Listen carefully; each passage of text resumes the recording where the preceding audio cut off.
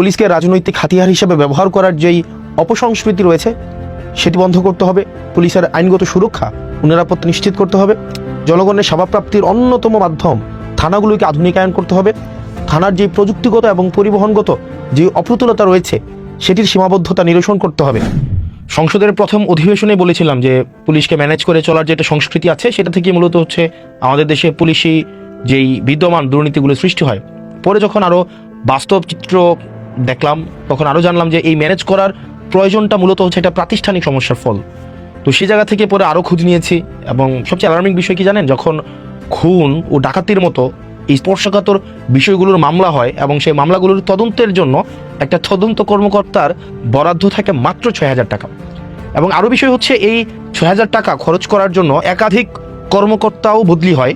তো দেখা যায় একাধিক কর্মকর্তা বদলি হচ্ছে, কিন্তু ওই 6,000 টাকাই কিন্তু আসলে বরাদ্দটা থেকে যাচ্ছে। তো আরও উদ্বেগের একটা বিষয় আছে।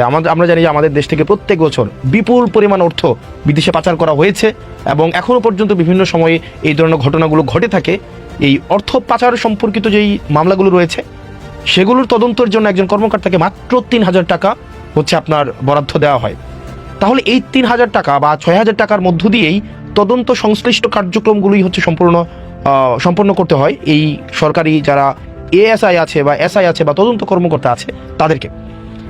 সমস্যাটা বা বিপত্তিটা বাধে যেখানে সেটি হচ্ছে যে আপনি যখন দেখবেন একটা কর্মকর্তা যখন তদন্ত সংশ্লিষ্ট একটা জায়গায় সে কোনো একটা জায়গায় 4-5 বার যায় তখনই দেখা যায় এই অর্থ শেষ হয়ে যায়। তো এই অর্থটা বাকি অর্থটা একটা তদন্ত কর্মকর্তা কোন জায়গা থেকে এসে সংগ্রহ করে, এই সংগ্রহ যে জায়গা থেকে করে এটা নামই হচ্ছে ম্যানেজ করা। সে ম্যানেজ করে নেয়। সে কোন জায়গা থেকে ম্যানেজ করে নেয়? সে যে বাদী থেকে ম্যানেজ করতে হয়, অথবা যে বিবাদী থাকে তার থেকে ম্যানেজ করতে হয়, সাক্ষী থেকে ম্যানেজ করতে হয়, তাকে বিভিন্ন প্রক্রিয়ায় সেই বিষয়গুলো ম্যানেজ করতে হয়। এবং অনেক পুলিশ সদস্যদের কাছে যখন আমরা কথা বলেছি তখন আমরা শুনেছি মামলার কাজে আদালতে যে যাতায়াত হয় অথবা সাক্ষী প্রদানের জন্য কিংবা তদন্ত সংক্রান্ত বিভিন্ন বিষয়ে পর্যবেক্ষণের জন্য যে খরচগুলো হয় সেগুলোর জন্য কিন্তু সরকারি কোনো বরাদ্দ থাকে না। ফলে এসব প্রত্যেকটা ব্যয় এই তদন্ত কর্মকর্তাদের প্রত্যেকের নিজস্ব বেতন থেকে বহন করতে হয়। প্রশ্ন হলো, গুরুত্বপূর্ণ একটা প্রশ্ন, যে একজন সরকারি কর্মচারী কেন তার বেতন থেকে সরকারি কাজের জন্য সে রাষ্ট্রের দায়িত্ব পালন করার জন্য সে অর্থের দায় বহন করবেন? আর বিশেষত কনস্টেবল, এএসআই বা এসআই তাদের বেতনই বা কত? একটা এএসআই বা এসআই কয় টাকা বেতন পায়? এই সীমিত বেতনের মধ্যে এই কার্যক্রম কতটা সম্ভব? সুতরাং আমি যদি এই বিদ্যমান সমস্যাটা রেখে আমি যদি একটা তদন্ত কর্মকর্তার কাছ থেকে স্বচ্ছতা প্রত্যাশা করি তাহলে সেটা এক ধরনের হিপোক্রেসি।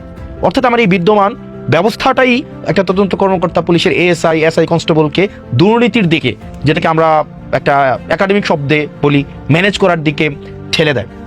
একটা বিষয় হচ্ছে যে, এবং এটার মধ্য দিয়ে আমরা দেখতে পাই যে একটা দুর্নীতির স্থায়ী একটা প্রাতিষ্ঠানিক দায়মুক্তির ব্যবস্থা গড়ে ওঠে। এবং আমরা অনেক পুলিশের সাথে যখন কথা বলেছি সেই পুলিশের আমরা অনেক পুলিশকেই দেখেছি তাদের জায়গায় এক ধরনের আকুতি রয়েছে, এই ম্যানেজ করার কালচার থেকে তাদের বের হওয়ার এক ধরনের আগ্রহ রয়েছে। আরেকটা বিষয় দেখবেন আপনারা, একটা পুলিশের কিন্তু নির্দিষ্ট কর্মঘণ্টা নেই।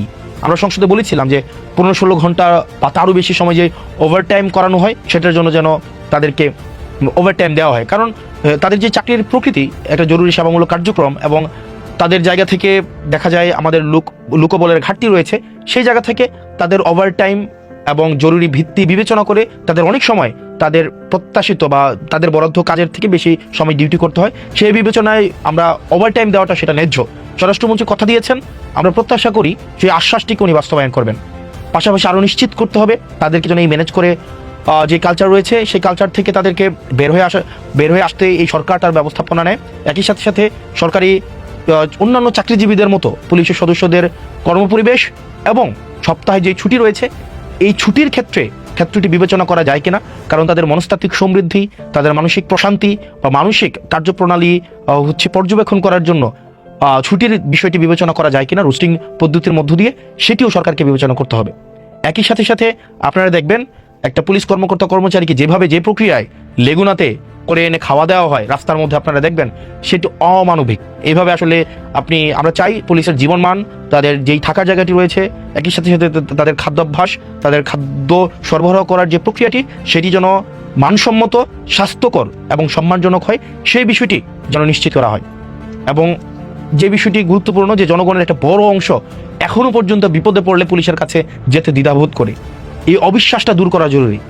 এমন একটি পরিবেশ আমাদেরকে গড়ে তুলতে হবে যেখানে মানুষ প্রথমেই যেন পুলিশের শরণাপন্ন হয় এবং পুলিশ যেন তার আস্থার জায়গায় মানুষ পুলিশকে নিয়ে আসে। এর জন্য প্রয়োজন আমাদের গুরুত্বপূর্ণ পরিবর্তন দরকার, যেমন পুলিশকে আমাদের না বলা শেখাতে হবে এবং রাষ্ট্রীয় ট্রেনিংয়ের মধ্য দিয়ে সেটি নিশ্চিত করতে হবে। আইন বহির্ভূত বা অন্যায়ভাবে কোনো নির্দেশ এলে তা প্রত্যাখ্যান করার মানসিকতা এবং সাহস পুলিশের থাকতে হবে। আপনারা জানবেন যে অনেক ক্ষেত্রেই দেখা যায় প্রভাবশালী ব্যক্তি বা মহল পুলিশের উপরে চাপ সৃষ্টি করে অনেক সময় বেআইনি এবং নীতিবিরুদ্ধ কাজ করতে পুলিশকে বাধ্য করে। সেই জায়গা থেকে আমরা চাই পুলিশ বের হয়ে আসুক, পুলিশ না বলা শিখুক। এমনকি এই জায়গাতে আমরা জনপ্রতিনিধি যারা আছি আমরা এই সংস্কৃতির বাইরে নয়, আমরা জেনে না জেনে চেতন বা অবচেতন মনে আমরা এই সংস্কৃতির অংশ হয়ে যাই। সেজন্য পুলিশকে আমরা চাই অন্যায্য, আমরা চাই না কোনো যেই জিনিসটা লফুল না এই ধরনের কোনো অর্ডার যেন তারা বাস্তবায়ন না করে। সেই জায়গায় পুলিশের না বলার এই সাহস এবং পেশাগত সততা পুলিশের থাকা উচিত। পুলিশে অবশ্যই আমরা কি সাথে সাথে এটাও বিশ্বাস করি যে পুলিশের অবশ্যই সরকারের ঊর্ধ্বতন কর্তৃপক্ষের আইনসম্মত নির্দেশ পালন করতে হবে, এটাই হচ্ছে শৃঙ্খলার ভিত্তি। তবে বেআইনি নির্দেশ মানার কোনো ধরনের বাধ্যবাধকতা থাকতে পারে না। কারো বিরুদ্ধে সুনির্দিষ্ট অভিযোগ বা গ্রেফতারি পরোয়ানা থাকলে আইনানুগ ব্যবস্থা নেওয়া হবে, এটাই স্বাভাবিক। কিন্তু আইনের বাইরে গিয়ে কাউকে বাসা থেকে তুলে নিয়ে আসা হবে, গ্রেফতার করা হবে, গুম করে ফেলা হবে, সেটি কখনোই গ্রহণযোগ্য হতে পারে না। এই অবস্থান যদি আমরা পরিবর্তন করতে চাই তাহলে পুলিশি সদস্যদের প্রত্যেকটা সদস্যদের আইনি সুরক্ষা নিশ্চিত করতে হবে এবং সেটির জন্য আমাদের রাজনৈতিক আমাদের ঐক্যমত্য প্রয়োজন আছে। এই অবস্থান অবশ্যই পুলিশ যাতে বেআইনি আদেশ প্রত্যাখ্যান করার ফলে কোনো ধরনের আইনি জটিলতার মধ্যে না পড়তে হয়, কোনো ধরনের হয়রানির শিকার যেন কোনো পুলিশ সদস্যকে না হতে হয়, সেই বিষয়টি ওই সরকারকে নিশ্চিত করতে হবে। একই সাথে সাথে এটিও নিশ্চিত করতে হবে মেধা ও যোগ্যতার ভিত্তিতেই পুলিশের পদায়ন ও পদোন্নতি যেন নিশ্চিত হয়, সেটিও সরকার যেন নিশ্চিত করে। পুলিশের পেশাগত স্বাধীনতা ও আইনি সুরক্ষা নিশ্চিত করা এটা আমাদের সবার অঙ্গীকার। আমরা চাই পুলিশ স্বাধীন এবং সুরক্ষিতভাবে তার পেশাদারি ভূমিকা পালন করুক। আমি একজন জনপ্রতিনিধি হিসেবে আমি যখন মাঠ পর্যায়ে কাজ করতে যাই আমরা দেখি রাষ্ট্রের পলিসি বাস্তবায়ন করার ক্ষেত্রে পুলিশের ভূমিকা ফিল্ড লেভেলে অনস্বীকার্য। তো সেই জায়গা থেকে এই যে আমরা পুলিশ সংস্কার কমিশনের কথা বলছি, এটি শুধুমাত্র পুলিশের শুধু নিরাপত্তা দেওয়ার জন্য নয়, এটি শুধুমাত্র পুলিশের অধিকার যথাযথ বাস্তবায়ন করার জন্য। পুলিশ যদি জনগণের হতে চায়, আমরা চাই না পুলিশ কোনো দলের হোক, পুলিশ কোনো সরকার দল বিরোধী দল, পুলিশ কোনো এই ধরনের দলদাস হিসাবে পুলিশ তার কার্যক্রম পরিচালনা করুক, সেটা আমরা কখনোই চাই না। আমরা চাই পুলিশ জনগণের হয়ে উঠুক। সেই জায়গা থেকে আমরা কিছুদিন আগে একজন পুলিশ কর্মকর্তার যে ধরনের বক্তব্য আমরা শুনেছি, সেটি পুলিশের আমি বিশ্বাস করি বা আমরা যখন পুলিশের সাথে কথা বলি অধিকাংশ পুলিশের মনস্তত্ত্ব বা পেশাগত যেই দায়িত্ববোধ সেই পুলিশ কর্মকর্তার অবশ্যই বক্তব্যের সাথে সাযুজ্যপূর্ণ না। তো সেই জায়গা থেকে আমরা চাই পুলিশকে আধুনিক যুগোপযোগী এবং জনগণের পুলিশে যদি আমরা রূপান্তর করতে চাই তাহলে পুলিশের যে সেবাগুলো রয়েছে সেগুলোকে নিশ্চিত করতে হবে, কাঠামোগত পরিবর্তন করতে হবে, তাদের আইনি সুরক্ষা নিশ্চিত করতে হবে এবং দিন শেষে তাদেরকে না বলা শেখাতে হবে।